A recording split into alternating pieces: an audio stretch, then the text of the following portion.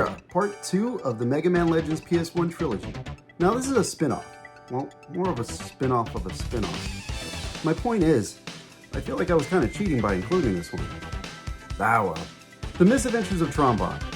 Now there's no other character from Mega Man Legends I feel could really carry a spin-off more than Tron Bonne, except maybe the mayor. I would really love to see her political rise on Cadillac Island. This video will have spoilers. They'll look kind of like this. I put them near the end of the video, so nothing will really be spoiled. I think that's about it. Let's go! The Misadventures of Tron Bonne! The Misadventures of Tron Bonne was first released in Japan on July 22nd, 1999, as Tron ni Kovu. This release had Pocket Station support. Anyone remember the Pocket Station? I mean, well, it didn't come out here, but... Anyway, next released in North America on April 30th, 2000, and in PAL territories on June 16th, 2000. This game also included a Mega Man Legends 2 demo. Japan got a special demo while the rest of us got a more traditional one. I honestly don't remember being blown away by this one. Then again, 2000 was a long time ago. Once again produced by Mega Man creator Keiji Inafune, The Misadventures of Tron Bonne is a prequel to Mega Man Legends. This time focusing on, well, The Misadventures of Tron Bonne. The treasure we've been looking for is in there! If you don't get it, I'll have to punish you all! Yes, Miss Tron! Our story begins with Tron completing construction on the Bonne family's airship, the Gesellschaft. Well, not really complete, but we'll get there. Teisel Bonne, Tron's older brother, told Tron that money was not an issue. However, he said they need to recoup their funds. Teisel has found the location of the legendary treasure, Diana's Tear. Tron wants to go along, but Teisel refuses, telling her that she's done enough by building the ship. Teisel, along with Bon Bon and some Servbots, head to the Nakai Desert. We get a tutorial with Teisel. Overall control-wise, it plays better than Legends 1. Moving is much easier, and locking on works better. It's not perfect, but it's an improvement. Before they can enter the gate holding Diana's Tear, they're attacked by Glide. Glide has come to collect on the 1 million Zenny loan that Teisel borrowed from Mr. Loaf. Teisel doesn't have the Zenny, so he tries to fight Glide. Not bad. I'd expect no less from the leader of the Bonne family. But not quite good enough. Then Teisel and Bon Bon are defeated and taken by Glide to Mr. Loaf. Tron is informed by the Servbots that were with Teisel and Bon Bon of what happened. Tron then sends the Servbots with her to find the receipt for the loan and is shocked to learn that it's 1 million Zenny. Huh? 1 million Zenny? What was Teisel doing with so much money? Tron decides she's going to pay off the debt and rescue her brothers. And that's the story to get this game started. The game is broken up into missions. There are 3 different types: action, puzzle, and RPG. There's also an optional dungeon that's basically in the action category. These missions vary from bank robberies, to shipyard heists, to treasure hunting. First, let's go over action. This first stage opens up with Tron and the Servbots being dropped into a town to rob the bank. It's full of dogs!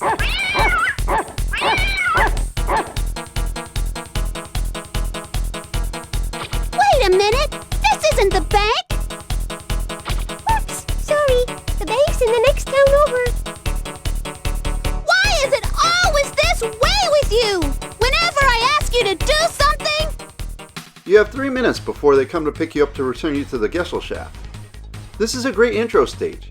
Combat works similar to Mega Man Legends. It does feel a little smoother.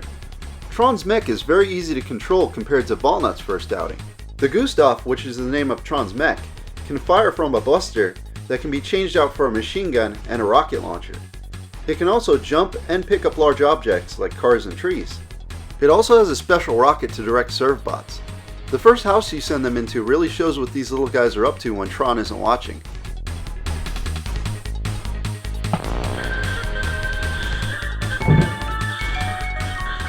The Servbots can also grab and rock large police vehicles and pull wheels and sirens off of police cars.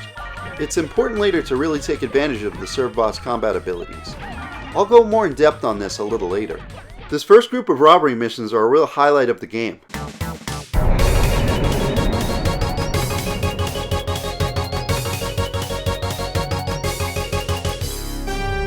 Okay, boys! Make sure you get all of it! Yes, Miss Tron!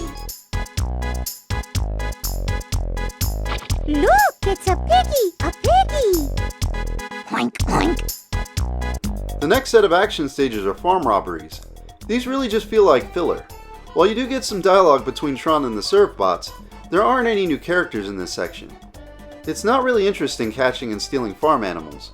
The pigs and cows aren't too hard to catch, but forget the horses though. Probably the only part of the game that was more frustrating than anything. There are multiple types of robots trying to attack Tron and the Servbots while stealing the animals. There are some that once one of the Servbots jump on an animal, there are robots that activate and chase down the Servbot. They can only be destroyed while chasing the animal. If your Servbot is knocked off, the robots hunker down again. It isn't required to finish the farm missions to beat the game. Alright, let's get to work! We're going to load those containers using the Gustav tank I modified for this kind of work. Now the puzzle missions. In these missions you'll be stealing cargo. The Gustav has been refitted with treads and special arms for lifting cargo. The objective is to grab 4 green containers and throw them into Tron's ship. There's also 1 red bonus container. The red containers net you a large sum of Zenny. Now the Gustav has some limitations. Of course, it wouldn't be much of a puzzle otherwise. The tank can only lift large containers a total of 8 times. On top of that, it can only move 10 squares while holding these containers. I had a lot of fun while playing these missions. Later on, these puzzles get more complex. Conveyor belts and cranes enter the mix. One Servbot joins Tron on these heists. He can be used to steal from buildings and operate machinery. Okay, let's head back to the Gesellschaft. Yes, Miss Tron!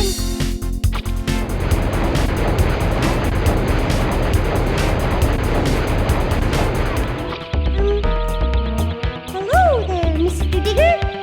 It's nice weather we're having, isn't it? Huh? Are you fellas diggers too? Next is RPG. These are my personal favorites. This is where the Servbots truly shine. Tron doesn't accompany whichever 3 Servbots you choose for this mission. She follows them in a small robot, similar to a drone. You'll be treasure hunting, or digging as it's called in Legends. There's treasure worth lots of Zenny in these caves. Commands are given to the Servbots from Tron's robot. There is some combat in these missions, so you'll really want to bring your best combat Servbots along. There are also a few puzzles to solve. Fully voiced NPCs are also looking for the treasure. The first character that Servbots will encounter is Dance. If we push that blue switch, the trap should stop. Just you watch.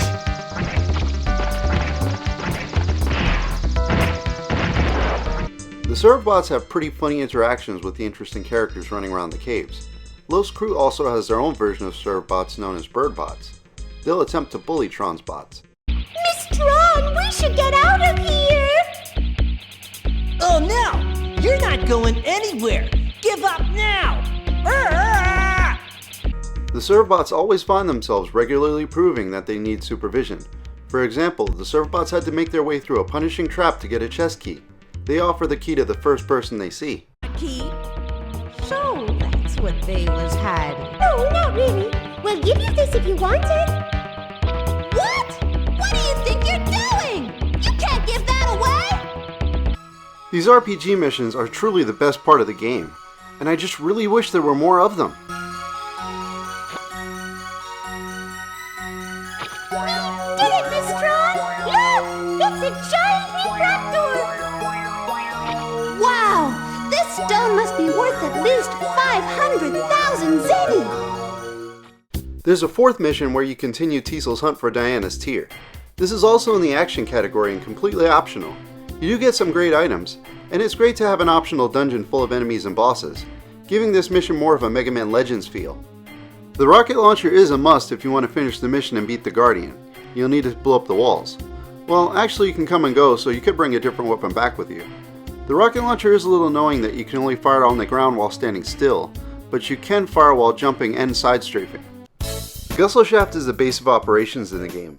Here's where you can talk to Servbots, send them on scouting missions, give them gifts, and train them. While navigating the Gesellschaft, everything is very menu-based. There are 40 Servbots in total. To keep track of them, you can have numbers appear above all their heads. You can even give your favorite Servbot a special red top on their head. Talking to Servbots regularly is pretty important. Some have items that other Servbots need to discover their talent.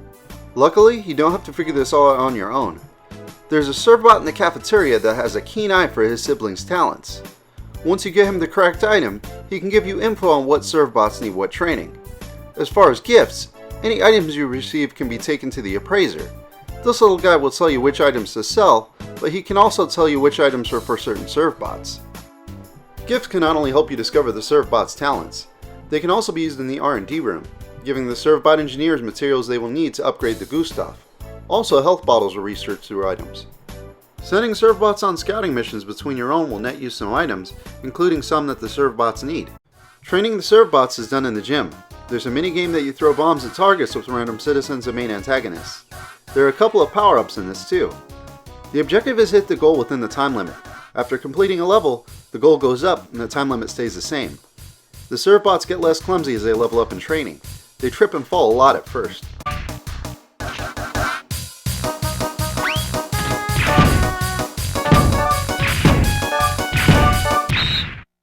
Then there's speed training. The last one was attack training. I forgot to mention that. Well, I'm mentioning it now. So anyway, this one is in the cafeteria. With this one there are 6 different dishes for Servbots to order. You have to serve them within the time limit. Once again, the goal increases and the time limit stays the same. Spaghetti! Eat lunch! Curry rice! Spaghetti! As you progress through the game, the Servbots complete more and more rooms on the Gesellschaft. One of those is the deck where you get this little Titanic reference.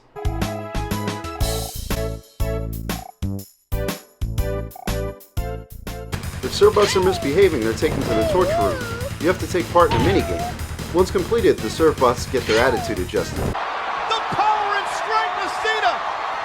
Oh, the AA! The game starts off fairly easy, but at the end it's a challenge. Presentation-wise, the Misadventures of Tron is bright and colorful. The game is very menu-based while out of missions. Graphically, it's aged better than most. Pre-rendered backgrounds are used while in the Gesellschaft. Character models look good and are animated well. Funny enough though, the main character is the only one of the main cast not to have a 3D model herself. The game is filled with charm, and it really shows in the art style. All conversations are done with pictures of characters and text on screen. Character portraits, facial expressions, and poses change. Just like Mega Man Legends, the Misadventures of Tron feels like you're playing an anime. This soundtrack has quite a few catchy tunes. I found myself humming the puzzle theme when I wasn't playing. It's another soundtrack that perfectly suits the game. I ended up listening to this one quite a bit outside of the game.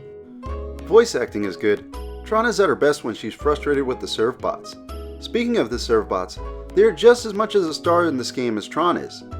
Whenever the Servbots are around in cutscenes, it's always entertaining. Here's something interesting I noticed about the soundtrack. As I was playing through the game, I started getting more and more Mega Man X4 vibes. I decided to look it up, and yep, it's the same composer. Mega Man X4 is one of my favorite video game soundtracks. I listened to it enough that I picked up on the style. Anyway, The Misadventures of Tron is a game I highly recommend if you still have a PS3. Now on to the spoilers. Where we left off, Tron was working on paying off her older brother Tiesel's debt. The Los had taken Tiesel and Bond captive. The story overall doesn't have a lot to do with the main plot other than Tron is there to make money to save her brothers. That doesn't mean the story isn't a good one. We'll start with action. After running amok, robbing everything in sight, fighting the police, Officer Denise shows up. Tron makes fun of Denise for showing up late. Have a little trouble getting up this morning, did we? Did your mommy have to wake you up? Well, how did you... no, of course not. Tron defeats her and continues mocking her. Whatever. Better luck next time, huh? See you around. In the next mission, the Servbots drop Tron back in front of the animal hospital again. Huh? Wait a second. Isn't this... Sorry. We ended up in front of the animal hospital again.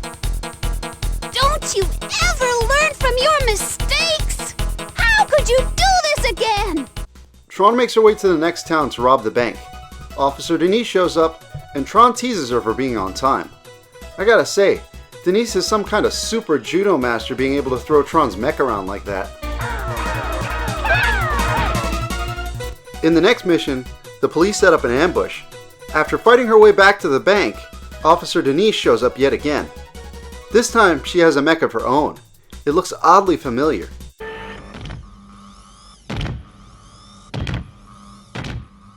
Tron defeats Denise and robs the bank again.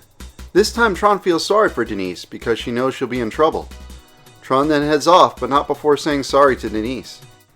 Now there's also the farm. but there isn't much story other than Servbots being Servbots. Do pigs bite? Can't you guys sit still and be quiet even for a few minutes? Same thing basically goes for Puzzle, so moving on to the RPG missions. These ones all take place in the Shalakun ruins. Tron is looking for the 3 Aurora Stones. Most of the story here is the Servbots interacting with all these characters. The Servbots get all 3 Aurora Stones over the course of 3 missions. They definitely had some help from the friends they made in the ruins. After Tron is able to get the million Zenny, she goes to Loth to pay the debt, and Loth says she has to pay interest. Yes, there is. But there's this little thing called interest, you see. Let's see. With this much, I need another 2 million Zenny. What?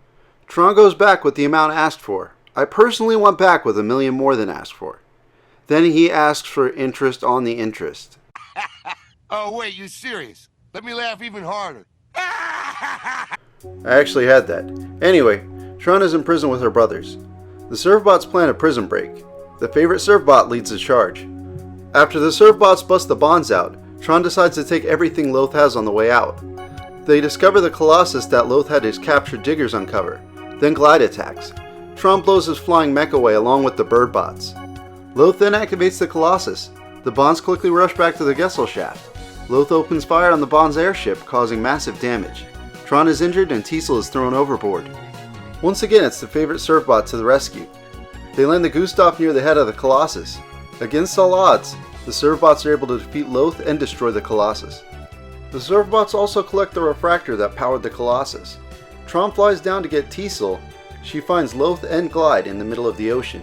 Tron rescues them, then delivers them straight to Officer Denise, saving her job in the process.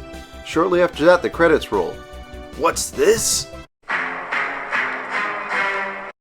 The Vons then decide it's time to get back to work. After the credits, Teasel reveals he let himself get captured so Tron would save him.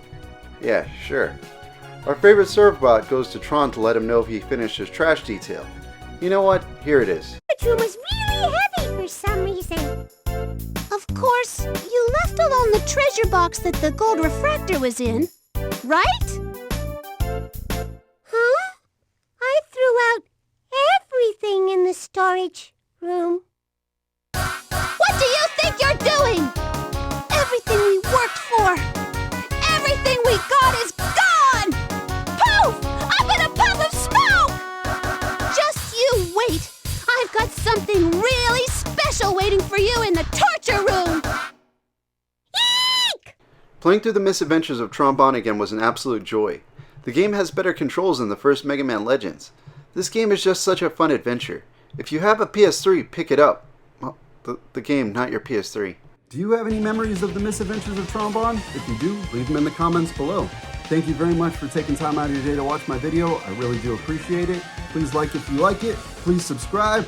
Peace!